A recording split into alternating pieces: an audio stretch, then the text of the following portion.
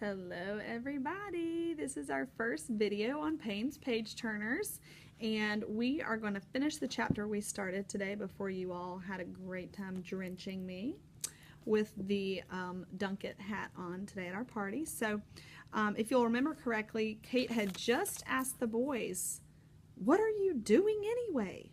The boys had been on edge already, but at the sound of an unexpected voice directly overhead, Rainey had thrown up his hands as if to ward off a blow, and Sticky had tried unsuccessfully to hide behind a suitcase.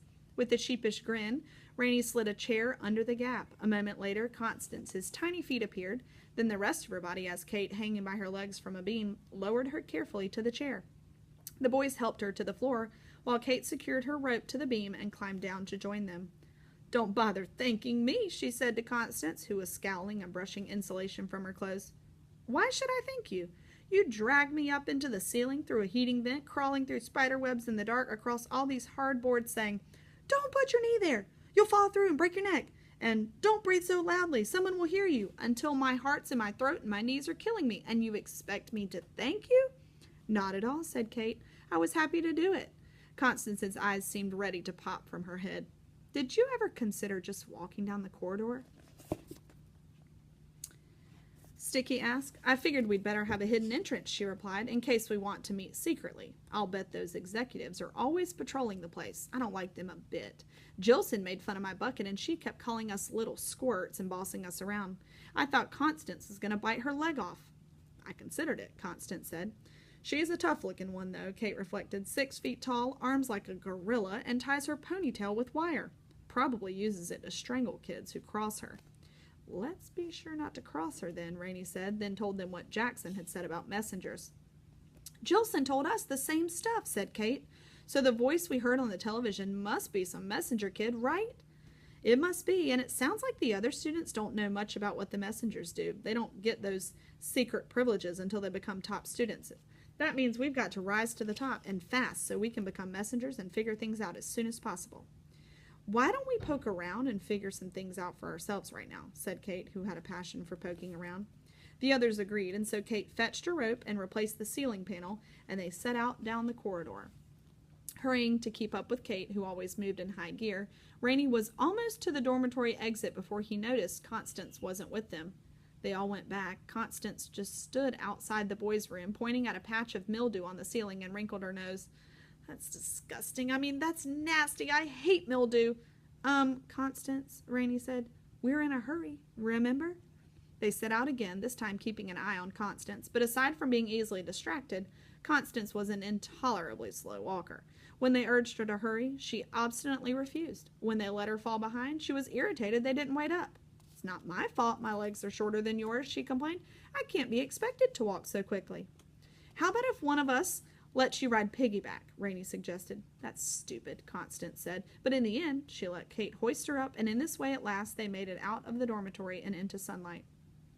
The children decided to follow a narrow, well-kept track of crushed stone that zigzagged up a tall hill by the dormitory. In a few minutes they had reached the hilltop, where they were presented with an excellent view of the island. Its entire terrain was one series of hills after another, some of them gentle rises, some looming peaks.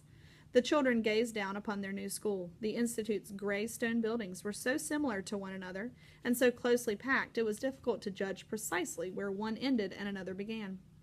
They were arranged in a rough U shape around the broad stone plaza and were connected by stone walkways and stone steps. Seen from this perspective, with the stone tower rising up just beyond the dormitory, the buildings gave the impression of a fortress rather than a school. And yet, in the bright sun of morning, the Institute didn't seem such a forbidding place, not as menacing as they'd imagined. In fact, the whole island was rather lovely. The hillsides were a patchwork of sand, green vegetation, and clusters of boulders stitched together by crisscrossing gravel paths. And here and there along the paths, flowering cactuses had been planted in great stone pots.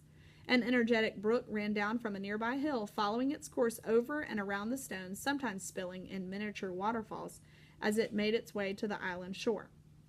Aside from the splash and murmur of water and the distant calls of cliff swallows, the island was remarkably silent, with no children in sight and only an occasional white uniformed worker sweeping a walkway or hastening off to some unknown duty. "I guess everyone's in class," said Sticky. He gave Kate a quizzical look. "Why are you getting out your kaleidoscope?" It's a spyglass in disguise, Rainey said as Kate removed the kaleidoscope lens. Kate trained her spyglass on the stone tower. Look, there's a window just above the Institute flag. I'll bet something's important up there. It's the highest window on the island. There's always something important behind the highest window. She handed Constance the spyglass. It's probably just so they can reach the flag, said Sticky. There has to be a way to bring it in and clean it, you know? Maybe, said Kate.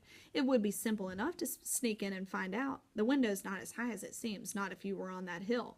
First, you need to get over that rock wall, she pointed near the top of the hill, then up the brook and climb the rest of the way up. The tower's built right into the hillside. See, with a decent stretch of rope, you could lasso the flagpole, then climb up and stand on the pole while you got the window open. You call that simple? Rainey said. Kate shrugged. Simple enough. Anyway, Rainey said, it's in plain sight, and you'd surely be spotted. I don't think that's what Mr. Benedict had in mind when he told us not to take unnecessary risks. Kate sighed. I suppose that's true. Constance, in the meantime, was looking disgusted. This is a terrible spyglass, Kate. It makes everything look far away.